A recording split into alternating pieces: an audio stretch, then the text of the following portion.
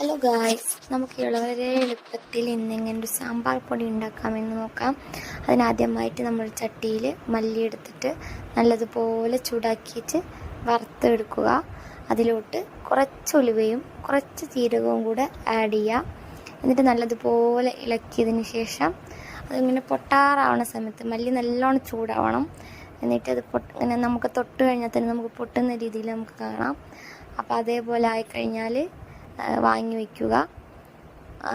നമുക്ക് വീട്ടിൽ എളുപ്പത്തിൽ സാമ്പാർ പൊടി ഉണ്ടാക്കാം. നമുക്ക് കടയിൽ നിന്ന് വാങ്ങേണ്ട ആവശ്യമൊന്നുമില്ല. നല്ല ടേസ്റ്റായിട്ട് അതിൻ്റെ മല്ലി ചൂടായ ശേഷം അത് മാറ്റി വെച്ച ശേഷം നമ്മൾക്ക് ആവശ്യമായിട്ടുള്ള മുളക് എടുക്കുക. ഞാനിവിടെ പിരിയൻ മുളകും സാദാ മുളകുമാണ് എടുത്തിരിക്കുന്നത്. അപ്പോൾ അത് നല്ലതുപോലെ ചൂടാവുക. പൊടിക്കാൻ പാകത്തിന് നല്ലതുപോലെ ചൂടാക്കണം. നല്ലതുപോലെ ഇളക്കുക, കരിയാതെ ശ്രദ്ധിക്കണം.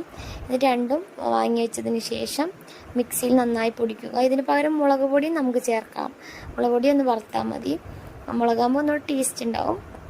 എന്നിട്ട് മല്ലിയും മുളകും കൂടെ നല്ലതുപോലെ സെപ്പറേറ്റ് പൊടിച്ചിട്ട് ഇതിനെ രണ്ടും കൂടെ മിക്സ് ചെയ്യുക. മിക്സ് ചെയ്ത് കഴിഞ്ഞാൽ നല്ല ഉഗ്രൻ സാമ്പാർ പൊടി റെഡി. നിങ്ങളെല്ലാവരും ട്രൈ ചെയ്ത് നോക്കുക.